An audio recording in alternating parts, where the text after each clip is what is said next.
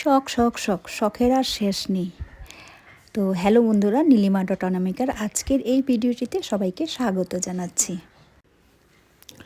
শখ বলতে বুঝতেই পারছো কী শখের কথা বলছি। তো ফ্রিজটা মানে কিছুদিন আগে ফ্রিজের যে দরজাটা ছিল তো অটোমেটিক এটা খুলে নিচের দিকে জং পড়ে খুলে গেছিলো। তো আমি একটা কভারিওয়ালাকে ডেকে ফ্রিজটাকে বিক্রি করে দিয়েছি। তো কম্প্রেসারটা খুবই ভালো ছিল, কিন্তু ফ্রিজটা মানে পুরাটা বডি পার্টসটা একদমই খারাপ হয়ে গেছিলো। তা আমি কোনো মেকানিককে দিয়ে ঠিক করাতে পারতাম, কিন্তু ওই যে বলে না শখের কথা, তো অনেক দিন ধরে একটা ইচ্ছা ছিল নতুন ফ্রিজ নেওয়ার। তো আলটিমেটলি আমি আর বাবা চলে গেলাম ফ্রিজের দোকানে, মোদি হাউসে। মানে খুব সুন্দর সুন্দর মানে ভ্যারাইটিস ফ্রিজ ছিল। তো মানে ফ্রিজের দরজাগুলো খুলে খুলে দেখছিলাম। আর আমার একটা শখ ছিল ডবল ডোরের ফ্রিজ। তো বাবার একটা পছন্দ হচ্ছিল, আমার এক ধরনের পছন্দ হচ্ছিল। সবার তো চয়েস সমান না। তার বাবার পছন্দ হচ্ছিল একদম সিম্পল কালার, একদম মানে কোনো এটাতে কোনো ফুল টুল আঁকা না, আর আমার ওইটাই পছন্দ হচ্ছিল। আর বারবার আমি এটাই দেখছিলাম, আর আমি পুরাটা মানে শোরুম ঘুরে ঘুরে দেখছিলাম।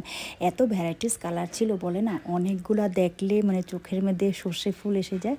আর এই দেখো এই ফ্রিজগুলোই বাবার পছন্দ হয়েছিল। কিন্তু আমি ঘরে আসার পরে যখন আমি মেয়েকে জিজ্ঞাসা করলাম, মেয়ে বলল মা এই ফ্রিজগুলোই তো খুব সুন্দর ছিল, আজকাল মানে ট্রেন্ডে চলছে এই ফ্রিজগুলো। তো যাই হোক, যার যেটা পছন্দ। তো আমি পুরাটা ফ্রিজের দোকান একদম ঘুরে ঘুরে শোরুমটা ঘুরে ঘুরে দেখছিলাম। আর ভিডিও তো আমার রক্তে বসে গেছে, যেখানেই যাই ক্যামেরাটা হাতে তুলে নিই। তো অভ্যেস হয়ে গেছে। আগে তো অনেকটা লজ্জা পেতাম ভিডিও করতে, তো এখন মানে অনেকে চেনে। তো অনেকে অনেক জায়গায় যাওয়ার পরে বলে কী হলো ভিডিও করবা না, তো এই অবস্থা আমাদের। তো এখন ভিডিও করতে করতে অভ্যাস, মোটামুটি অনেকেই চিনে যে ভিডিও করি বলে।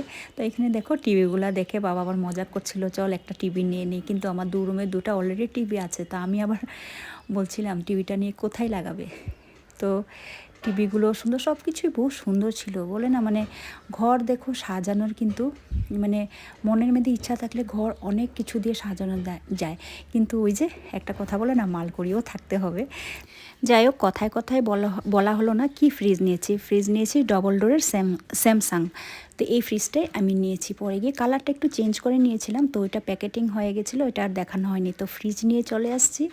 আসার পরে সন্ধ্যার দিকে আমি সুন্দর করে, আর ফ্রিজ নতুন ফ্রিজ তো একটু গোছাতেও ভালো লাগে, পুরানা হয়ে গেলে তো ওটা যাতা অবস্থা হয়ে যায়। তো যাই হোক, আমি সুন্দর করে ফ্রিজটাকে গুছিয়ে নিলাম। আর ছোটো মেয়ে আমার ক্যামেরাটা